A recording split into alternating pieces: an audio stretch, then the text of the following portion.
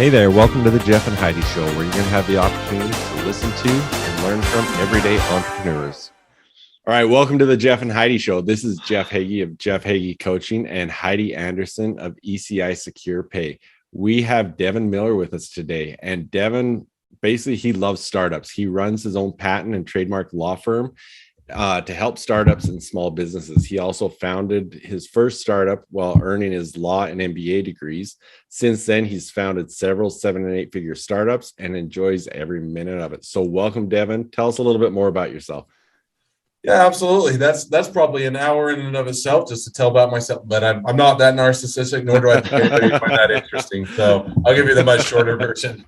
So I am a proud father of 4. So I have 4 kids between the ages of 5 and 11. So those our oldest is a son, and then 3 daughters. And so those kids definitely keep me busy and make life enjoyable. Also been married for 14 years, college sweetheart. So met sophomore year in college and been married ever since. And so that's a little bit on the personal side. On the business side, so yeah, as you hit on, I have kind of 2 passions. One, I love startups, small businesses. I've run and built several of those myself, including everything from small family businesses to 7- and 8-figure businesses. And then I also love the legal side. So I love patents and trademarks and working on the legal side of things to help protect and grow both my businesses and everybody and all my clients' businesses. So that's kind of the main focus. Really quick is educational. So I ended up getting 4 degrees, which my wife always says is 3 degrees too many. So I got electrical engineering degree, Mandarin Chinese, and MBA, as well as a law degree. So that's kind of me in a much quicker nutshell. But thanks for having me on the podcast. So why are you not an electrical engineer in China if you've got...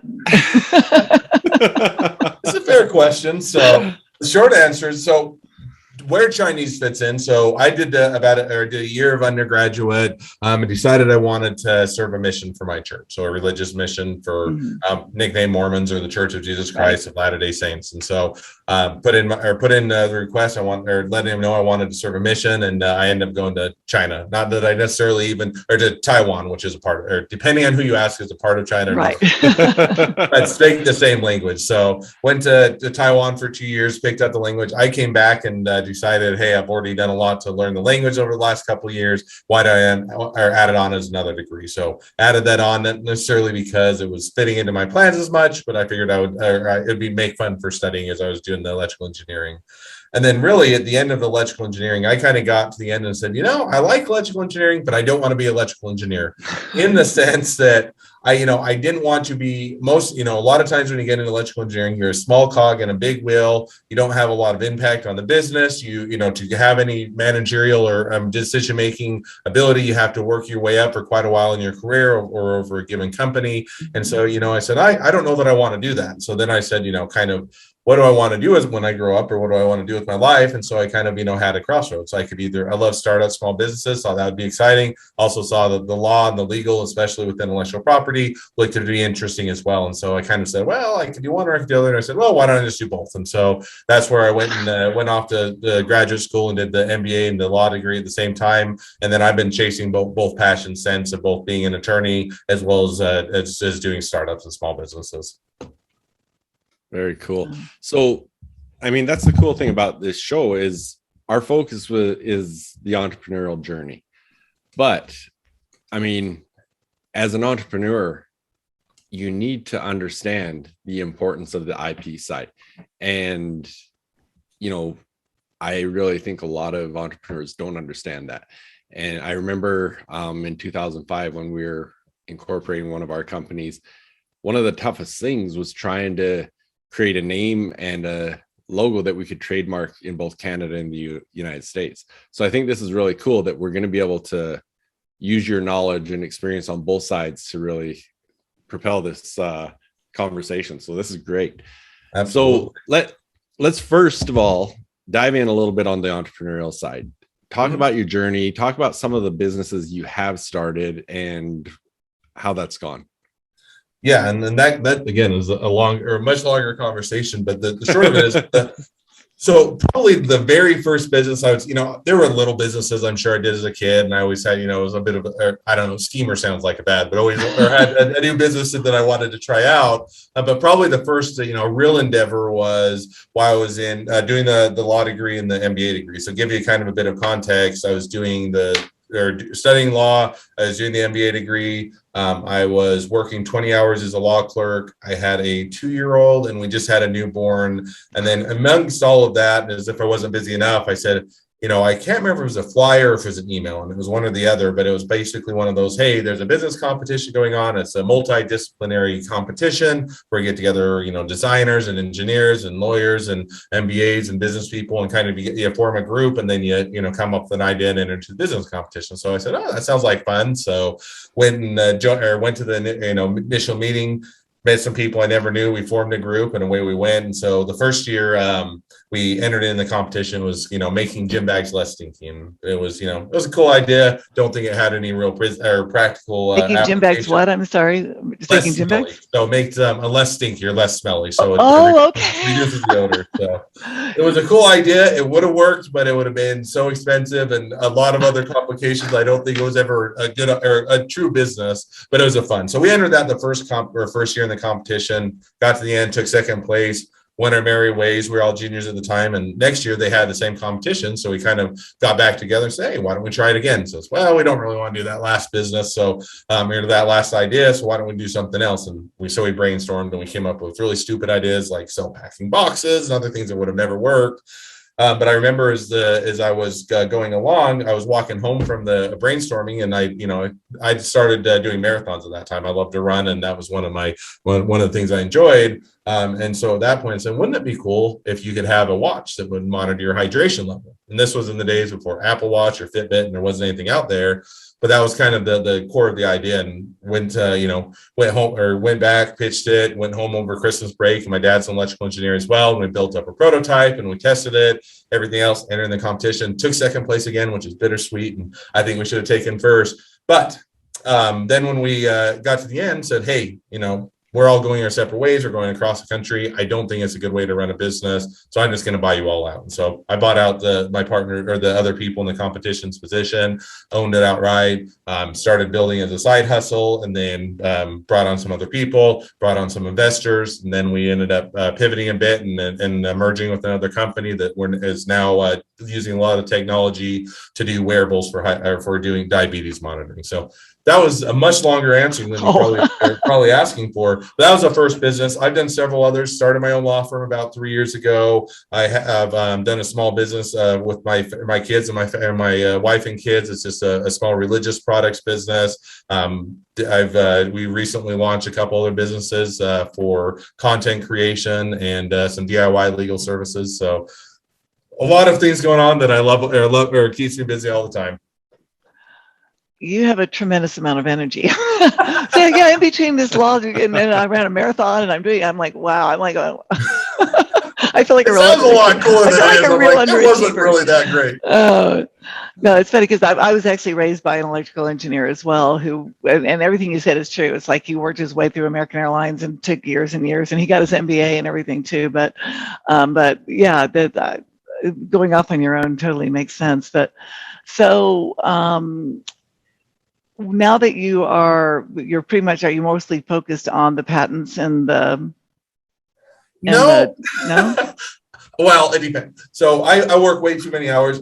I don't know, way too many hours. For me, it's the right amount of hours. But I usually, so about 3 years ago, to kind of how I got to where I'm at now. 3 years ago, I was working for a big law firm. It was a top 100 law firm, and it was going down that path. And I was also doing the side hustle, some of the businesses I mentioned, including the wearables business.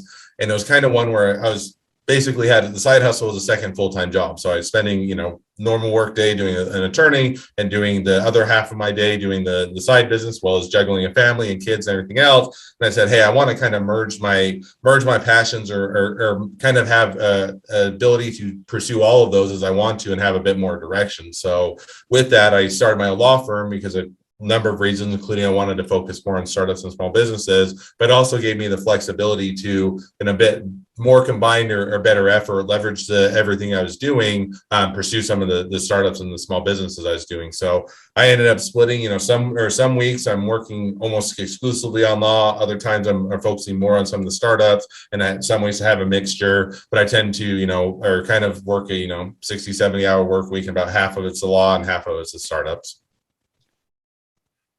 So on the law side, let's talk about that. For a startup, someone that's running their first startup, what are some of the things they need to know when it comes to IP, patents, those sort of things? Yeah, probably the first thing they need to know is what is a patent, a trademark, or copyright. Because a lot of people will come and say, "Oh, I got a great idea. I need to get a trademark." Well, no, you need to get a patent on an invention. So maybe this is a level set for that. So patent or intellectual property is kind of an umbrella term, and it includes three main things, which are patents, trademarks, copyrights. So patents are going to be for an invention. Basically, if you create something, and it can be software, hardware, mechanical, it can be, sometimes food, it can be pharmaceuticals, but if it does something and accomplishes something, has a utility to it, that's a patent. Trademarks are going to be more for branding. So if you're to think of a name of a company, a name of a product, a catchphrase, a logo, anything that's really with branding falls under trademarks.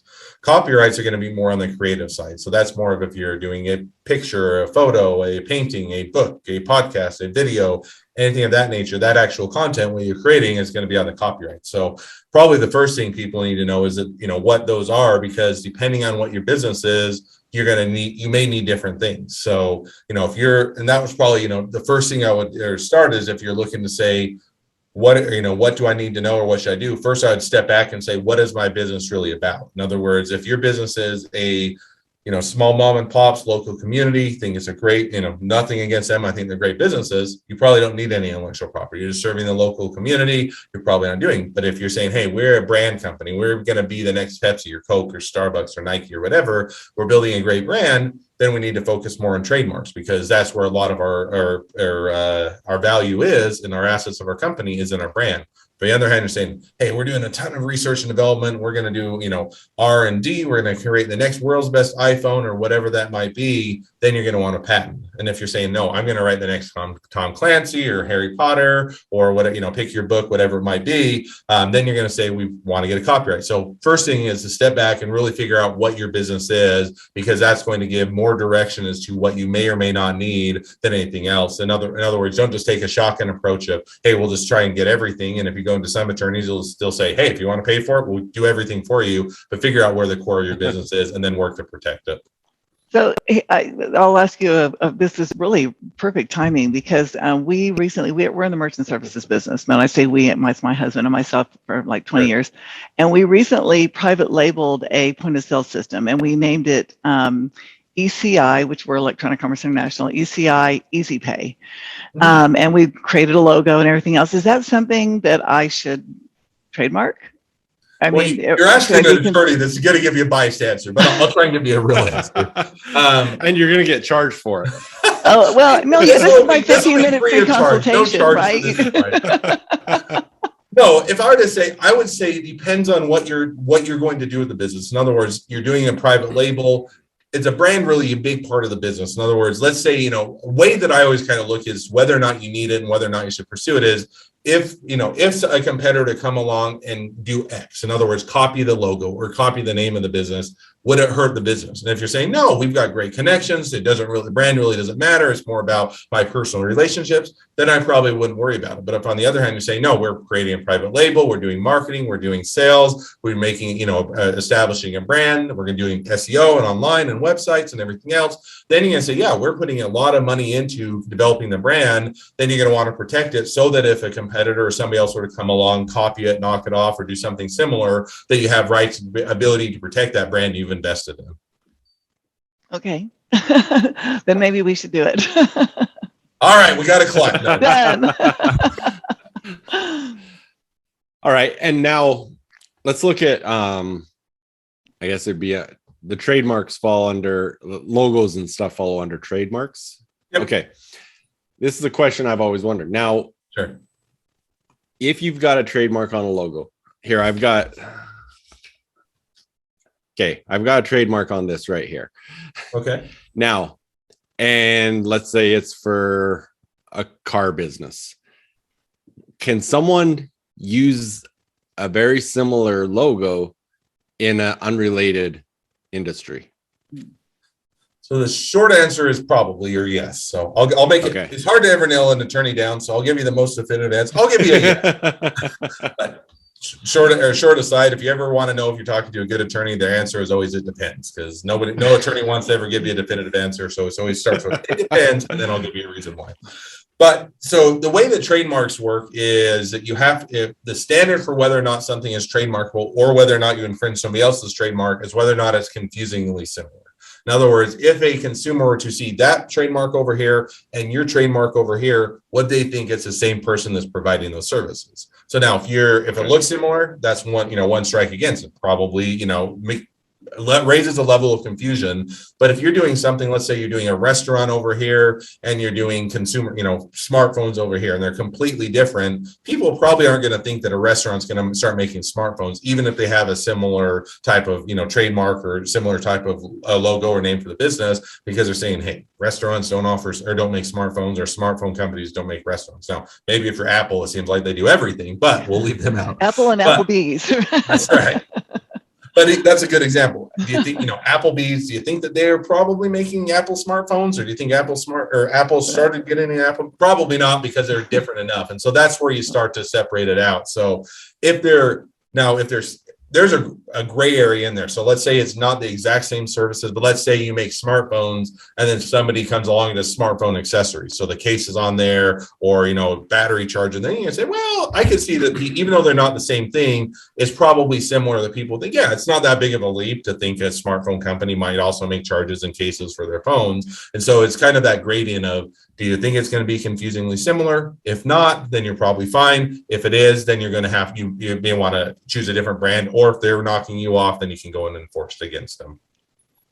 Okay. Yeah, it's interesting. I created something in our business to support nonprofits called Credit Cares, and I created a logo and all this like 10 years ago. And a couple of years ago, and I'm not even really pushing it, I don't advertise it anymore or anything, but I get a cease and desist letter from Care Credit. I mean, that you go to the doctor and you need to finance your medical, and they're like, I'm sure you've enjoyed all the whatever you're getting from the use of this name. I was like, no. I didn't even know you existed. No, I knew they existed, but I didn't do it. It just happened, and I'm like, so is that a legitimate claim? It's Credit Cares versus Care Credit doing something completely different. I don't know. I just ignored it. It depends.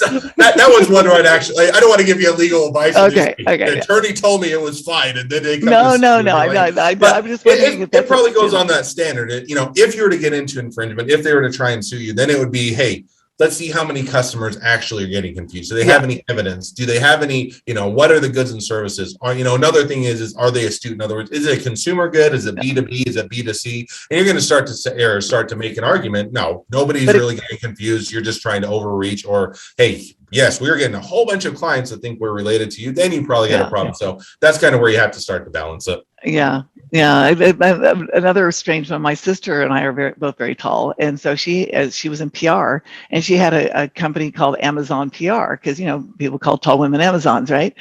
And Amazon wrote her a letter. She had that way before Amazon was ever in business, telling her doing a cease and desist, because she's like, wait, I had this name first.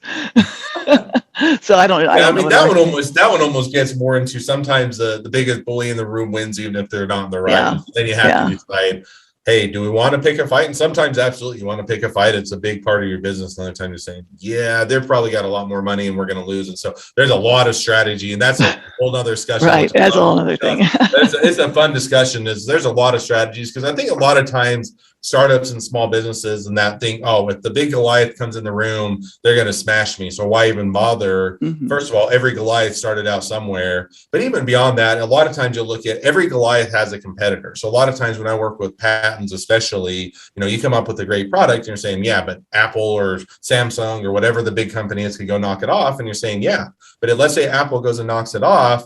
you can go to Samsung. They're needing their direct competitors, and they're wanting to have that competitive edge and that innovation. If you can go and say, hey, we have a patent on this, we've created this, it's valuable to us. We may not be able to enforce it, but it'd be a great addition to you, and you guys do have the resource to enforce it. Then you can actually start to use that strategy to, get a merger or an acquisition or a license or other things. So I think that, one of the things that if you are a startup or small business, there are advantages to being in your situation if you give it some thought and actually look at the strategy of how to win.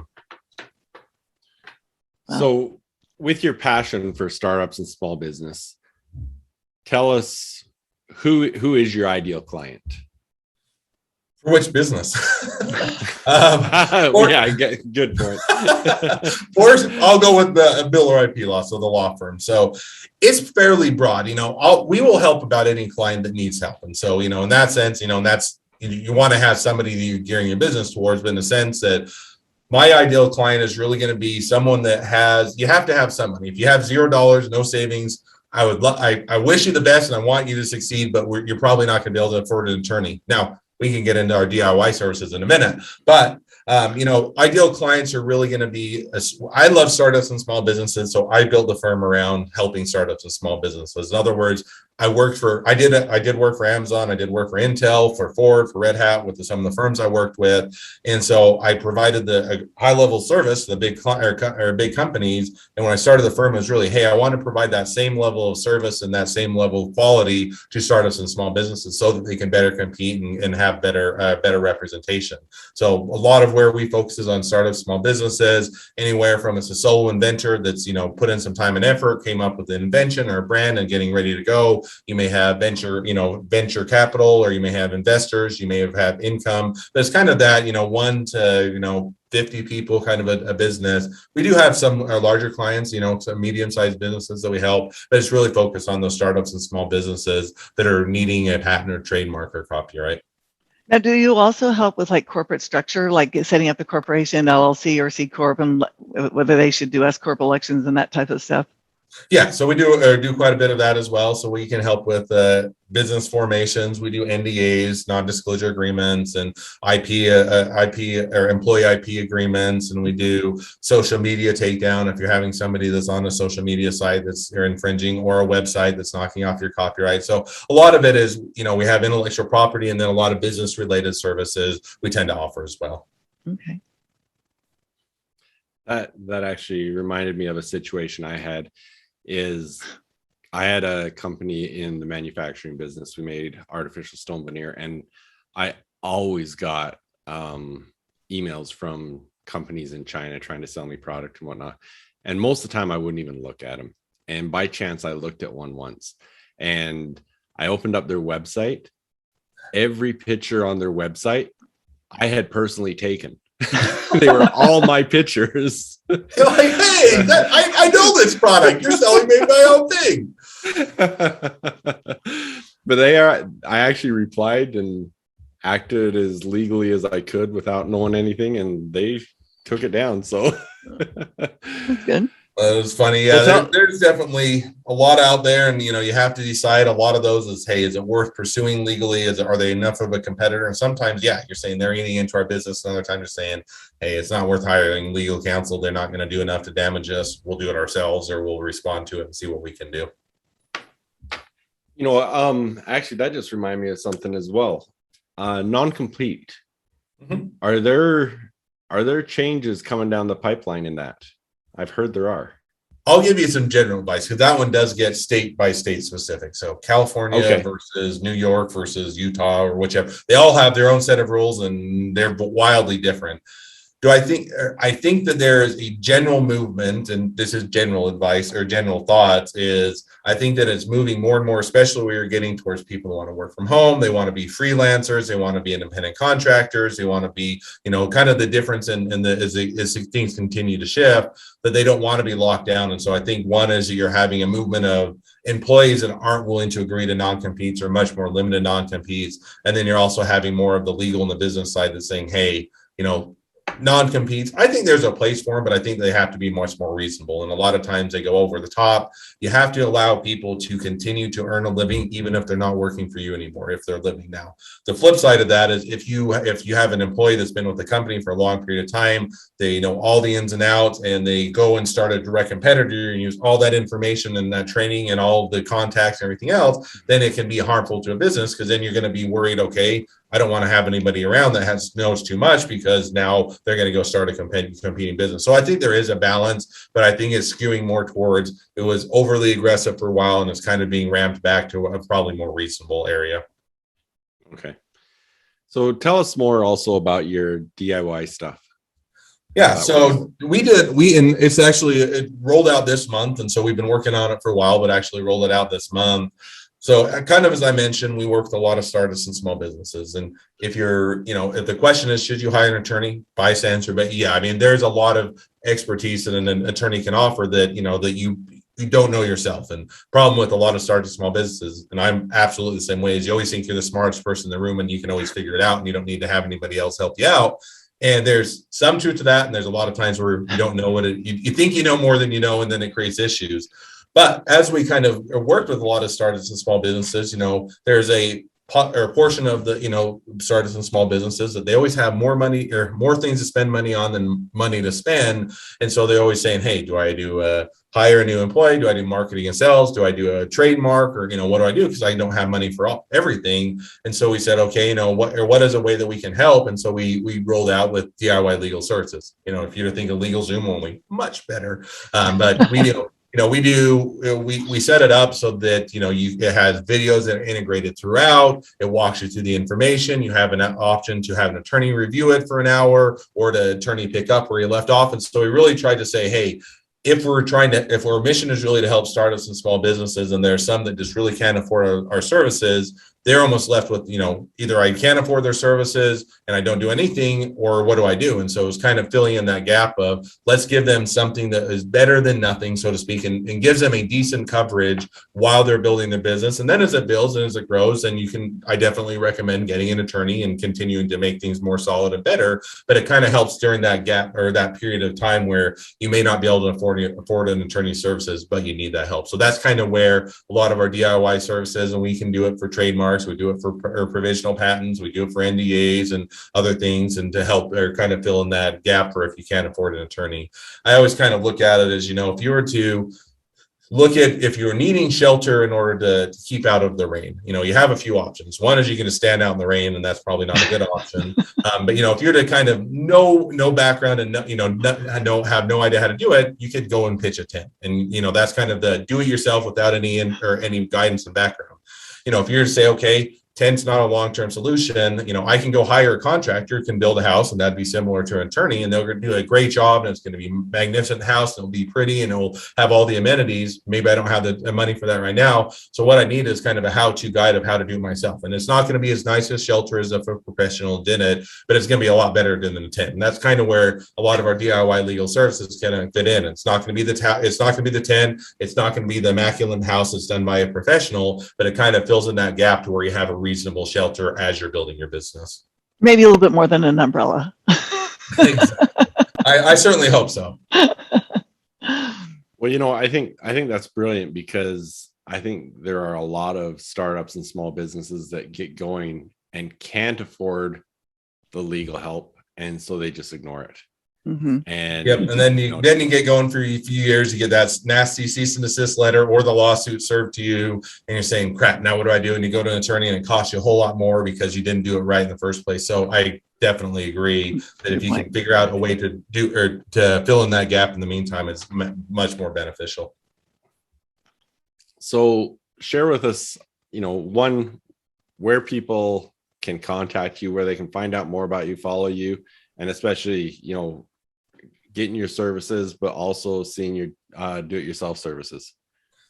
Yeah. So if they want to reach out to me, if they want to grab, I offer 15-minute free strategy meetings where they can come, they can ask questions. There's no obligation. You can just, get a strategy for your business. And sometimes I say, hey, we're not the right for you, or it's not the right time, but here are the things you can be considering down the road, but we'll strategize with you. To do that, they can just go to strategymeeting.com, all one word, and that links right to my calendar. You can grab some time and schedule some time as a one-on-one.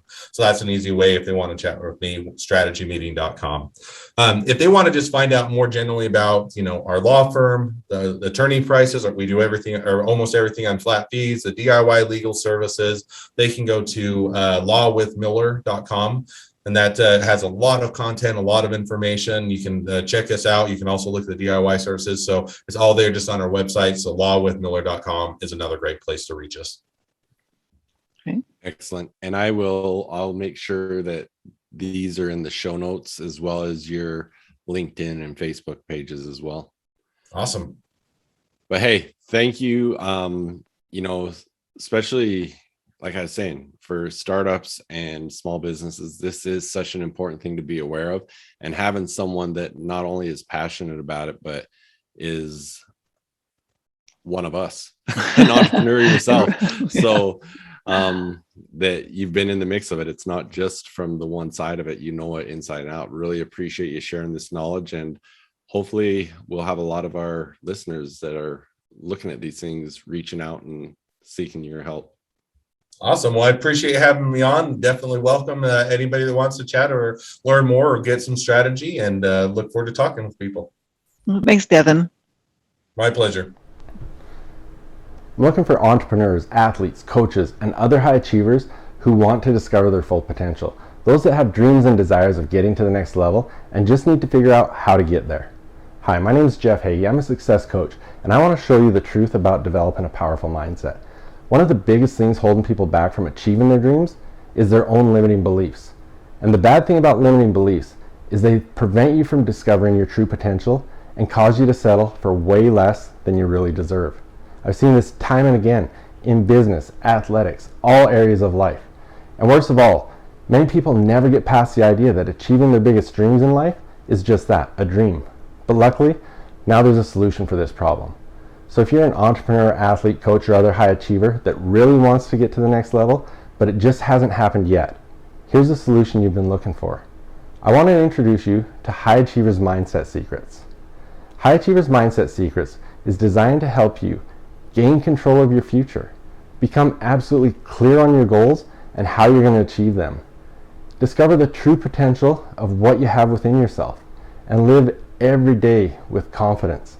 Intentionally live the life you desire, and much, much more. From day one, you'll be able to start implementing the strategies that will bring results into your life. High Achievers Mindset Secrets is designed specifically to meet your needs, and there's 3 options for you to choose from. First of all, there's the 6-module course. Over the course of these 6 modules, you'll learn the momentum cycle, the success cycle, and how to make them work in your favor, how to build confidence and self-belief. You'll learn to create clear goals, understand what you need to do to achieve them, and most importantly, you'll discover your why for each one. And I'll tell you now, it's not what you think. You'll learn the power of mindset questions, visualization, and having a vivid vision. You'll learn the difference between a fixed mindset and a growth mindset and how you can change it. You'll understand the importance of proximity as power. You'll create personal development habits that lead to success. And you'll create your own personal success formula. You'll also learn the connection of mindset and mental health, the importance of state, modeling, and mindfulness, and so much more. The second option is the Academy. In the Academy, you get the full 6-module course, plus some specific, specialized one-on-one coaching. In the team program, it's designed for athletic teams, sales teams, executive teams, any team that wants to maximize its potential. Each person on the team will go through the 6-module course, and then there will be some group coaching specifically with me. So again, if you're an entrepreneur, athlete, coach, or any other high achiever that really wants to get to the next level and you're committed to making it happen, you know every day counts. You deserve to be living the life that you want on your rules. You deserve to achieve those dreams, start that business, win that championship, get recruited, whatever that is that you desire. There's never been a better time in history to make a change and take charge of your future. You work hard, you want it bad, you're committed to making it happen. Let's do it now. So get on board with the High Achievers Mindset Secrets, because I look forward to working with you. Get more details at mindset.jeffhagee.com.